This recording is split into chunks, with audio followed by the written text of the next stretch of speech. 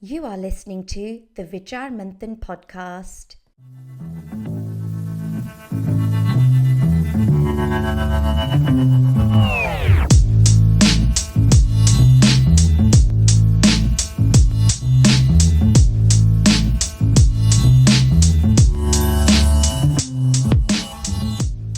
Namaste. Welcome to the Vichar Manthan podcast. My name is Sumit Sharma, your host. You can catch this podcast on all streaming platforms, including Spotify, Apple Podcasts, Google Podcasts, Audible, YouTube, and your favorite streaming platform. Please do visit vicharmanthan.org for more information on how Vichar Manthan operates, more details on the podcast, live panel discussions, and book clubs. Today, I'm very excited to bring to you a brand new Vichar Manthan panel discussion happening on Saturday, the 18th of March at the New Walk Museum in Leicester. This Vichar Manthan panel is titled Reading, Writing and Rithmetic. Is culture the missing piece in a sustainable education system? Very excited to bring to you Pravar Ji, who will be chairing this panel discussion on Saturday, 18th of March. Pravar Ji will be chairing the panel discussion with our expert witnesses, understanding how our education system is built and if indeed it is sustainable for the future.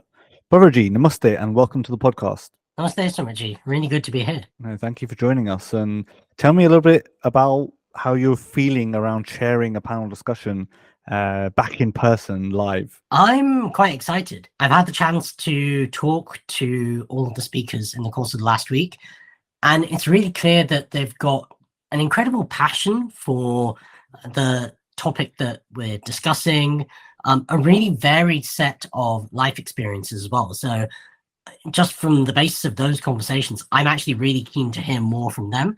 And I'm sure our audience on Saturday will be keen to do so too. Thank you for sharing that. So, Pravar Ji, tell me a bit about this topic. What is it that will be discussed on Saturday around the education system? The focus of Saturday's discussion is around how do we make our education system work better? And by work better, we can frame that as how do we ensure that it enables individuals to flourish? There's a particular context to this that I'll go into, and then that might make more sense of where the discussion actually goes. Back in January 2023, the Prime Minister of the UK, Rishi Sunak, announced that maths would become compulsory in some form for all those in post-16 education. So right now, you could do maths up to GCSE. You don't necessarily need to continue it past GCSE. But under this proposal, that would change. Whilst we don't have much more concrete information right now, this throws up a series of interesting questions that we want to start exploring. The first one is, does STEM as a whole have some value in social mobility, especially for those from disadvantaged communities? But that should prompt us to ask another question. Is it good enough to add more into the curriculum if the system itself doesn't quite work well? I've heard the system that we have right now in the UK described as Victorian, Gradgrindian. It's just chuck as much knowledge as you possibly can into your brain and then vomit it out, when you've got an exam paper in front of you. I can certainly resonate with that. I remember thinking about studying when I was growing up at school, and the entire system was geared towards helping you pass an exam, not necessarily retain the knowledge post that exam. In fact, I remember with friends would say, look, you only need to know enough for the exam. You only need to know these questions. And you get things like exam dumps and various things. So what you're saying is that in the national curriculum here in the UK wants to make maths compulsory after the age of 16. What about all those kids that don't carry on after GCSE? What will they do? I think there's a small caveat that we probably need to bear in mind here. That caveat is that we don't have the full range of detail on what this is going to be like yet. So, and why maths? Why not English or the sciences? What? The aim of all of this, says the Prime Minister anyway, is so that we can equip young people with the numerical skills, the data literacy that we need in a world that is reliant much more on data, stats. We've got massive development of things like AI at the moment and a whole other series of things. The Prime Minister sees maths as the way to do this. Maybe there are other options as well. And maybe this maths will be packaged in a different form. It could be an introduction to understanding finances. It could have a different name that isn't maths necessarily. Because at the same time as we see a little bit of a aversion towards maths, we also see, and I hear this anecdotally from teachers, a demand for more of a practical emphasis within the school curriculum. So we don't know what form it will take. That's interesting. Yeah, I do. You know, I can only speak personally, but even I have friends that are teachers and academics and scholars, and you know, the system is lacking in somewhat. Some call it ancient. I've seen a video online where they're showing what a classroom looked like 150 years ago and what it looks like today, and it's pretty much the same, bar maybe the iPad or a digital way of learning. Perhaps virtual reality and, like you say, AI will play a big part in the education system today. Do we think there are any systems out there that have the answer to some of the problems in the education system? And is this problem just in the UK? Does it exist anywhere else in the world, perhaps in the West? I can't perhaps comment on other systems outside the UK.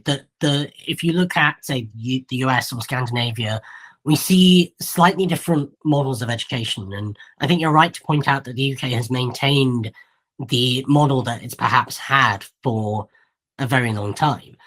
Are there alternate systems? There are at least experiments that have started to see whether, for example, if you leave a bunch of kids with a computer and a problem to solve and no supervision, will they go and solve it? So this is the hole in the wall experiment pioneered by Professor Sugata Mitra, who I believe was on Vicharamanthan's Sustainable Narratives Conference back in the summer. But there's one more level to this, Sumitji.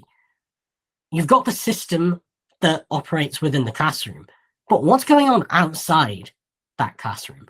We know from a series of other studies that things like family structure, community support, poverty levels, all of these influence educational attainment. So if you want a good education system, is it just about curriculum change, or is it about reforming the system, or is it about what kind of attitude do you have towards education within your own home? What emphasis is your home environment putting on, say, doing well in maths or doing well in STEM subjects? Well, I have an Indian mother, and she was very strict on me growing up. Maths was probably the most important subject in the house. In fact, when it came to picking GCSE subjects, she got me to pick drama because she thought, it's just an AME subject and you can spend more time focusing on English and maths. And that didn't turn out to be true, but I managed to get through and pass maths and did very well in the end. But yeah, I think you're right. And the Indian community, the Asian community are, I would say, naturally stronger at maths. I remember the 11+ system here in West London when they actually scrapped maths from some of the grammar school tests. And I remember there was an outcry in the public to say this is actually going to get more white into the schools and actually unfair for the Asian community out there. So there's lots of things that are to play here. Pravar Ji, tell me, how does this impact wider society, or does the responsibility fall wider than, like you say, the schooling system? Is there the home system? You mentioned communities as well. How does it all come into play? So I think that the question we're asking here is, for example, let's talk about communities. Do communities have some kind of social responsibility in shaping a child's education? We see around us that you have all these tutoring opportunities, various tutoring agencies, things like that. But what if the community plays an active role in that education? So we see things like community mentoring schemes, where those who have entered a particular field from certain communities then mentor others in their communities, act as role models for other people to actually move into that space. We see community-led teaching initiatives.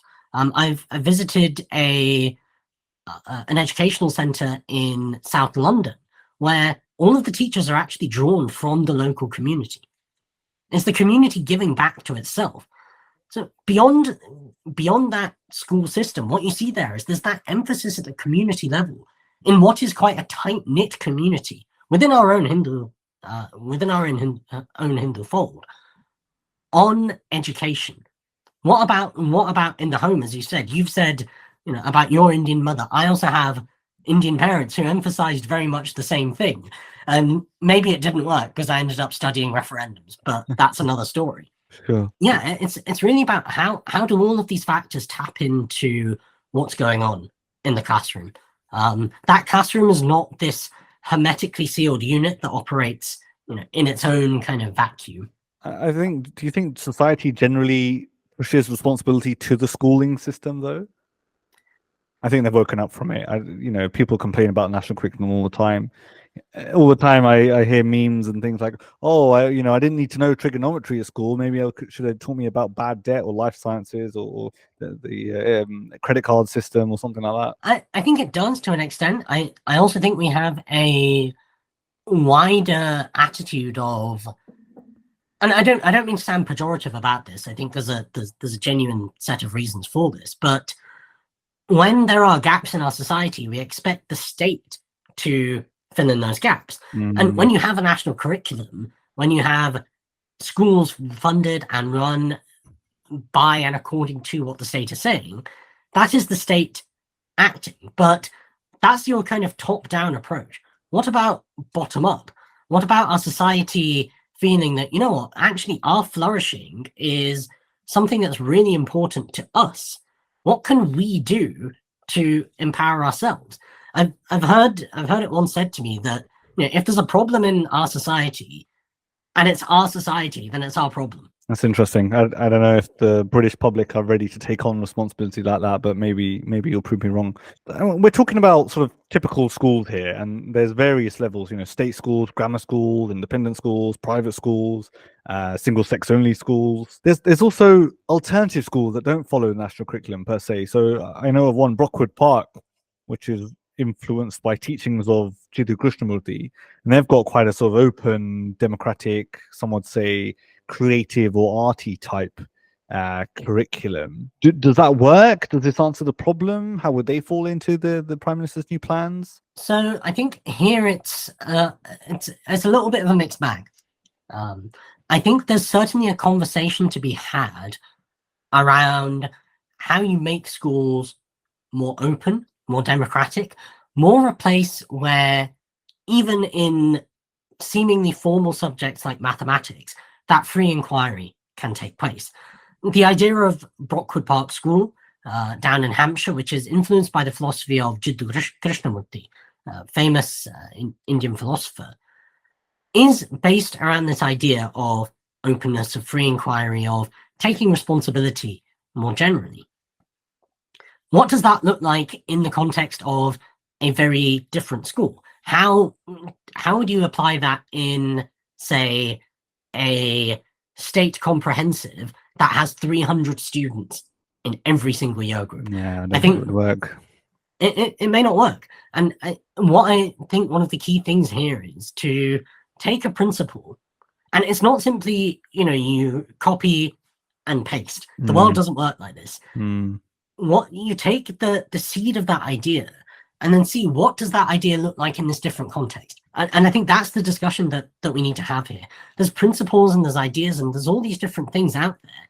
But what do they look like in these various contexts? How do we turn these values into something that is a bit more tangible and a bit more practical?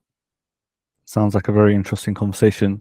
So if you're listening at home and you wonder if the culture of the school education in England needs to change, then we ask, who is responsible for this?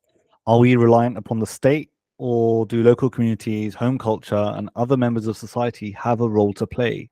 And if we're striving for a more sustainable education system that involves the flourishing of all, where do these answers lie? So if you're interested in listening to this conversation, it's taking place live in Leicester on Saturday, the 18th of March at the New Walk Museum in Leicester. So if you go into vicharamantham.org or click on a link in the description below, you can register for your ticket. You do need to register. I think doors open at 5:30 p.m. And we're asking our expert witnesses all these questions. And Pravar Ji, who's joining me here today on the Vicharamantham podcast, will be chairing that panel discussion. Pravar Ji, tell us a little bit about the speakers that you'll have joining you on Saturday. We've got 3 speakers on our panel on Saturday. I'm personally really excited to hear from all of them. They've got a huge range of different experiences. So first one is Lord Tony Sewell. Lord Sewell is a Conservative peer. He sits in the House of Lords, and he has a wealth of educational experience working with disadvantaged communities, particularly in the London Borough of Hackney, where he pretty much revolutionized education within that borough. He also runs a educational charity called Generating Genius, which is focused on empowering young Black people to enter the STEM field. This is a field in which that community has historically been underrepresented. So how do you engage in mentoring and provide support, links to universities as well, for those young people to go into that field? So we've got Lord Sewell. We've got Mr. Jason Seraz. He's an experienced physics teacher, currently works at a school in East London. He's taught in a variety of different schools before. One of the really interesting things about Mr. Seraz is that he is something of a social media influencer, to put it lightly. Okay. So during the lockdown period, during the COVID-19 pandemic, he realized that there are students who are sat at home for days and days and days on end, and they are not getting any support from the schools. They're not being given work to do. So Imagine there must be a whole generation of kids out there that that have missed out on that social cohesion interaction. Yeah, I mean, this is I teach at a university, and this is something I've seen in my day job. Actually, the way in which that has had an impact on our students. So Mr. Seraz started a YouTube channel, a TikTok channel, and has actually been able to provide educational content to students that they can engage with within their homes for independent learning as a supplement to what's going on within the classroom. So his insights are going to be really interesting to actually hear, where does education bridge that gap between the classroom and the home? And what do you need within the home for that whole educational setup to work? Hopefully not just a TikTok account, but that does sound very interesting if that plugs the gap. Wow, where has society got to? Is that good? Is that bad? I really don't know. Tell us more. So that's Lord Sewell, Jason Seraz. Our third speaker is Professor Sarah Uni, who's Professor of Education at De Montfort University in Leicester. She works on a number of educational projects, and one of the things that she works on at the moment is actually how do you turn research about education that happens in the academic space that's seemingly disconnected from what actually goes on the ground in schools to practical policy that makes an impact within schools. She is also a critic of the way that the education system is working right now. So one of the ideas that she's put out there is how to make the system more flexible. How do you move away from this very formalistic approach that you have in schools to start having a bit more free inquiry in the classroom, to start shaking things up a little bit? Education system reform is one of the key things that she is interested in. So her insights in this panel discussion are going to be incredibly valuable to actually take a step back from both the policy and the practical world of teaching a little bit and look at, are the problems more systemic or are the problems extra systemic? So what we have here is 3 speakers coming from 3 very different perspectives and offering together this sort of rounded view on the whole topic that we've got for discussion. Thank you, Pravar Ji, for summarizing that for us. The subtitle of the event is called, "Is Culture the Missing Piece in a Sustainable Education System?" So are there other values that change the way we approach education? Are there particular communities that see that better? Or like, for example, there's the Gurukul System or the Guru Shishya principles. Can we see that approach entering our education sphere? Great question, Sumit Ji, and I think this is one of the things that we hope that this discussion will actually open up. within our own community, within the Hindu Samaj, we have a particular set of values around education. You could call that set of values for these purposes a culture in a loose sense. So you mentioned the Gurukul system, the idea that the teacher's not simply somebody who shoots information at you and you just absorb that information into your brain and in a rather robotic fashion. That guru is someone who literally dispels ignorance, someone who in a more practical context is not just there to teach you what's on the syllabus and not just there to get you to pass the exam, but is there to look after your holistic development as an individual. What that also connotes, though, is a particular way in which the student interacts with the teacher. It's not simply that the teacher's there, stood at the front of the class and giving you all this information. If the teacher is genuinely invested in your flourishing, as a student, how do you interact? Does your attitude change? Does your concentration change? Does your, you could say, respect for the teacher change? So how do these concepts, how do these values actually in practice today shape things like the student-teacher relationship? That's so interesting to hear. And I'm looking forward to watching this panel discussion live in Leicester on Saturday, the 18th of March at the New Walk Museum. Reading, Writing and Rithmetic: Is Culture the Missing Piece in a Sustainable Education System? Chaired by our very own Pravar Ji. And you will be speaking to 3 expert witnesses: Lord Tony Sewell, CBE, Jason Siraz, and Professor Sarah Uni. Pravar Ji, tell me, is there one particular question you're going to be asking these 3 panelists? Many questions. If I had to narrow it down to one, how can we change what particularly goes on at home? And I say at home, in communities that are disadvantaged. There's a world of difference between those communities and those families, particular families within a community that are doing very well, that are successful, that might be degree educated and in professional jobs. All these values that we're talking about, all this systemic change that we're talking about, how do you then make that work for disadvantaged communities? One of our principles here at Vichar Manthan is we want the whole society to benefit. As Hindus, we say, Sarve bhavantu sukhinaha, let everyone be happy. And we want everyone to flourish, not just a small group of people. But how do we make everyone flourish? That's what I'd really like to hear from our panelists on Saturday. Interesting. Thank you for sharing.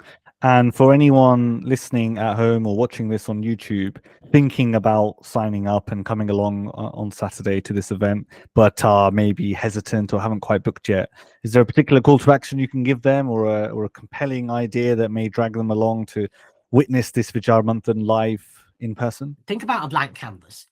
On that blank canvas, what does an education system that maybe you as a parent would want your child to go through? If you're a young person and you don't have a family yet, what is the education system that you wish that you yourself would have gone through? What does that look like? What does an enthusiastic student look like? What's the environment in which a student is engaged with what they're doing, genuinely invested in their own learning and supported by those around them? If you want to know what all of that looks like on paper, and if you want to join in that discussion about what that looks like on paper, you need to be there at New Walk Museum on Saturday. We look forward to you chairing that panel discussion on Saturday. Reading, Writing and Rithmetic: Is Culture the Missing Piece in a Sustainable Education System? Join us live for this Vichar Manthan panel discussion in Leicester. Doors open 5:30 p.m. Look forward to seeing as many of you there as possible. This was the Vichar Manthan podcast. I am your host, Sumit Sharma. Namaste.